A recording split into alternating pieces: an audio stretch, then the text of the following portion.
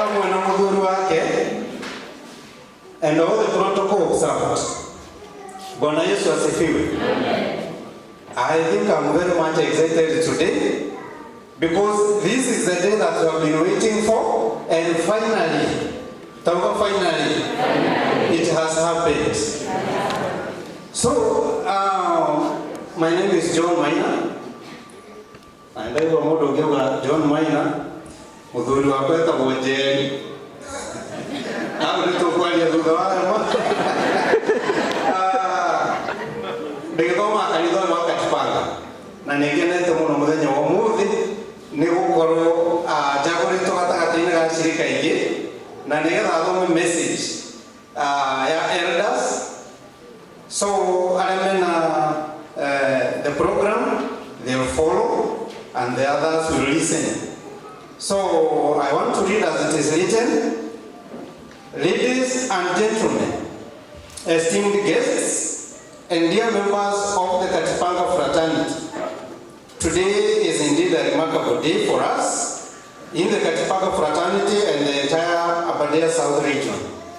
We gather today to celebrate the greatness of God, just as the psalmist reminds us in Psalm 118, verse 22 to 24, that says that the Lord has done this, and it is marvelous in our eyes. This is the day that the Lord has made, so let us rejoice and be glad in it.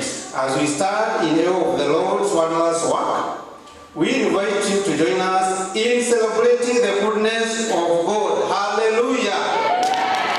Today we come together not only to rejoice, but also to honor a devoted servant of God who has selflessly served Him in our generation. No words can adequately convey the impact that Reverend Immaculate has had on our lives and in our community. Her unwavering commitment to God's work has been an inspiration to all who have had the privilege of knowing her. It seems just like yesterday, in 2008, Reverend Immaculate arrived at our church shortly after we moved to our present location. We are truly grateful to God for blessing us with such a distinguished pastor at such a young age. Her faith and passion for God has illuminated our church and community. Let us take a moment to reflect on the journey we have walked together since her arrival. I remember the first project was to purchase seating forms. As we were sitting and donated desks from the Kanyotu's family. The Kaitore family, with faith and God's guidance, we began to grow. Each project, from acquiring a PA system to connecting electricity, has been a step of faith, resulting in God's abundant blessings. We are continually expanding the house of God, all done with joy and enthusiasm. In 2014, Pastor Immaculate shared her vision with us to build the house of God. She taught us about having crazy faith. In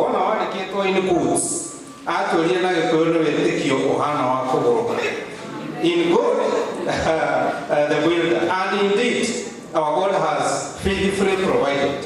Glory to His name. Through her leadership, we learned to love God and to give cheerfully to support His work.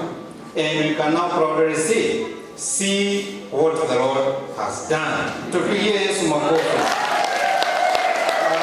Reverend Immaculate is a visionary leader, embodying integrity and setting a distinguished example for our congregation. She has consistently taught sound doctrine and maintained spiritual discipline.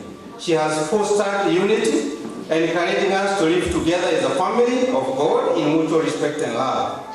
To the elders, she has exemplified the importance of respect. To the youth, she nurtures them as siblings. And to the children in our midst, she treats them as her own beloved sons and daughters. Everyone matters in this house of God. And for this, we give thanks. Reverend Immaculate has been a pillar, a mentor, and a teacher, nurturing individuals through her wise counsel. She instituted mentorship programs that have empowered our children to grow and transition from various stages of life, from dedication to marriage. Glory be to God.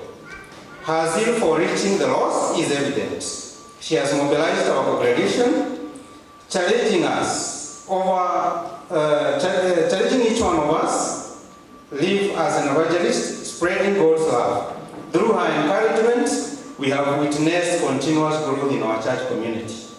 As Reverend Immaculate steps into her new role as Deputy Regional Bishop, we wholeheartedly affirm that she is equal to this task.